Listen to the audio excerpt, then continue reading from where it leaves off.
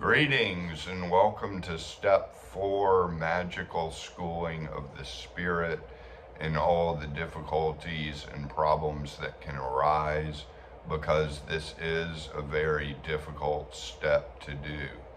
And as I mentioned in the previous video, it would be ideal to do this step in conjunction with Step 5 Magical Schooling of the Spirit. I feel like it's best to see them as one step together more than just dividing the steps.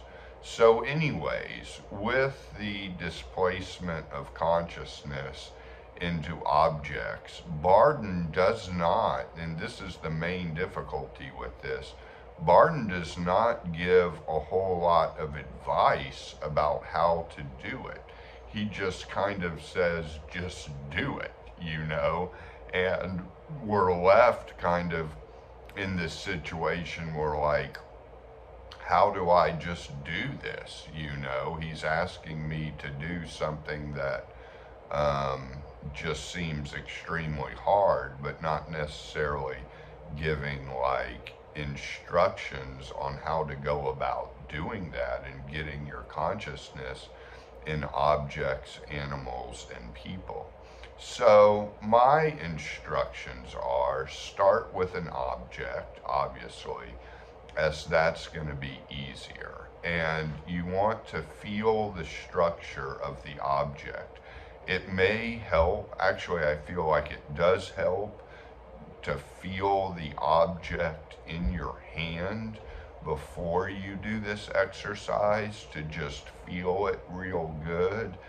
And then that feeling of the object can basically last into this exercise and really feeling it without necessarily needing to touch it. So feel it, caress its shape, get very, very familiar with it, and then put it back down. And then in the process of going into it, what's best is to begin with not trying to leap out into the object, but pulling it to you. And almost like you're using a kind of the magnetic fluid or a magnetic quality and looking at the object and pulling it towards you, because everything is one, as above, so below. So you are already one with the object. And the trick is to realize that important lesson that everything is one and you are already one with the object. This is just making it manifest and making it conscious. So you're drawing the object into you, and you're drawing the object closer to you, and you're remembering feeling the object and how it ends up feeling. And then as you do that, you can get closer and closer to feel the structure and maybe a confinement of space and what it might feel like, because really this is an imaginatory exercise, and imagination becomes manifestation with Barden. It's not something you just imagine in your head that you think is true that's not real, like we commonly use the word.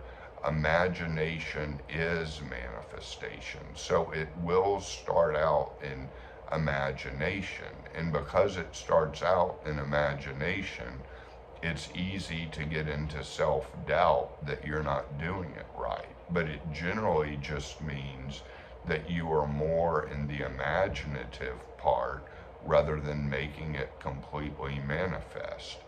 And so you're drawing the object into you and getting closer to the object, beginning to almost pretend what it would feel like being stuck in the object, and what it would feel, the structure might feel like, what the confinement of space might feel like, what sounds you might hear, what smells you might have. If it's a book, it would smell like a book.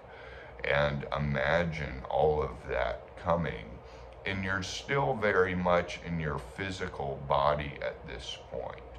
And one of the reasons I stressed Akasha in the previous video is that eventually you are going to use your spirit and sort of leave your physical body. You may not lose complete contact or complete awareness, but you will be totally in your spirit. And it may even help to have your eyes closed as you try to use your spirit and the Akasha to go into the object. And the inner void comes to mind on this, and going into a place of emptiness and nothingness and feeling there is nothing in the object, that everything is empty. As Buddhist practices often say, everything has no inherent form, which may seem contradictory to what Barton says, but using that emptiness and that void-like feeling of going into the void of the object will be the depth point of the object that you are getting into, and then you can displace it, and you may just lose awareness of your physical body just kind of going into the object. So as you're pulling the object towards you, you're going to want to begin to feel your spirit, which really is kind of behind your soul and behind your physical body. The spirit mental realm is the deepest realm, so it's that kind of airy feeling behind, your soul and physical that perhaps you worked on very well with your vacancy of mind practices. And vacancy of mind is a good practice to do while doing this exercise, or even in preparation before this exercise. Vacancy of mind would really help as some preparation, because it will get you in touch with your spirit in that non-dual sense, because this is non-dualism. We're basically, realizing that everything is consciousness and everything is one together. So we are already there, so to speak. And so that consciousness can be placed inside the object. And again, this may take practice. This takes years for some people. I don't think it has to take you years at all. I think you can go through it in a few months, especially with a guide, coaching you along the way. So, that's kind of what I would say with objects. I feel like with animals and people, it's best to use prayer and almost ask for permission from divine providence before entering animals or people. I feel like it would be a good idea to pray and to ask if it be thy will. And if you do have a pet, you may want to enter inside the pet. And you may know the pet so well. You may have petted the pet so much. You may know the pet's personality. And that will very much help you. In fact, that could help you even more than an object, because you will know the personality, the essence of the pet. So you can begin to, you may want to begin the same way with the object, but of course, pets can be very sensitive. My dog, for example, is very sensitive. If I do this exercise with my dog, I will be drawing my dog into me in the exercise, and my dog will pick up on that energy and actually come over to me. If he's on his dog bed, he'll get up and come over to me. So it can be a bit challenging. You may need to do it when your pet is taking a nap or sleeping at some point, might be the best time to do it. And so it could be easier, but it all starts with that feeling sense, that feeling of the object, of the animal, of the person, and feel their essence,